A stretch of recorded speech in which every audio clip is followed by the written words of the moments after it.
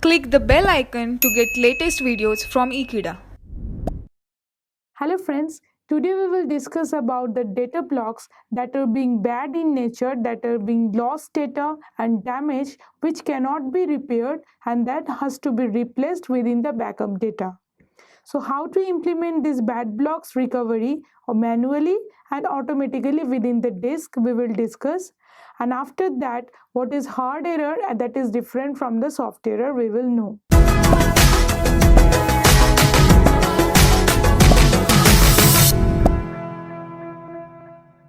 As we know that disks have moving parts and have many small tolerances to happen to the error.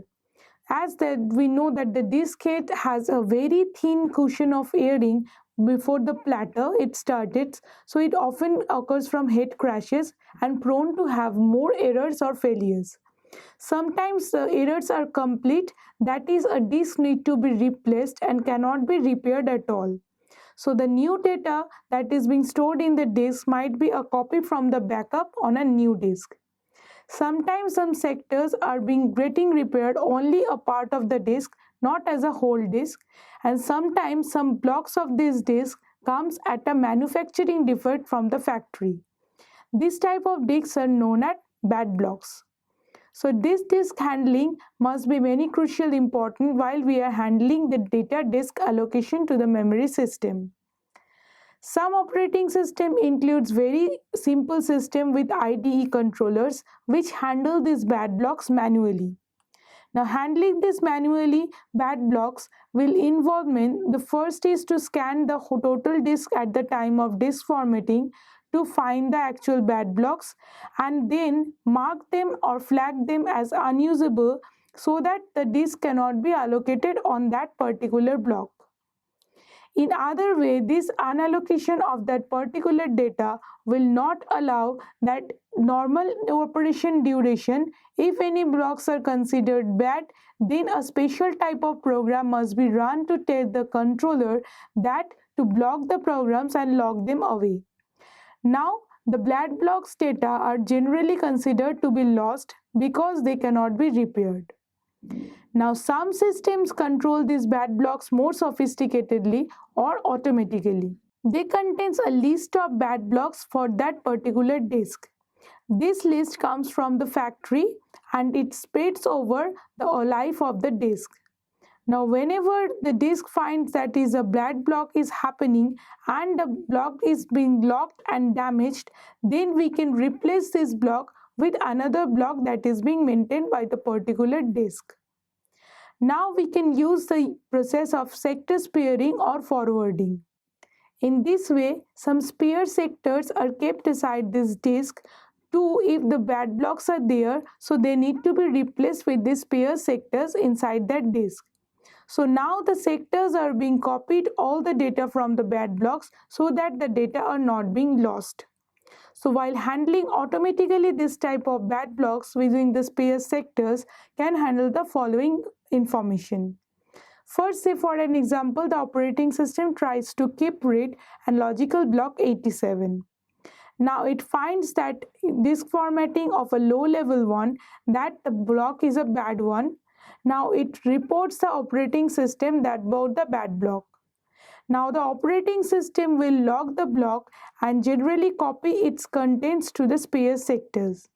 Now the new spare sectors will be used at the place of the bad blocks and relocate of these spare sectors or the particular address of these bad blocks. But such an optimization of that particular spare sectors using does not invalidate the improvement of that disk scheduling algorithms on operating system. For this reason, we keep a few spare sectors inside a cylinder and at least a spare cylinder.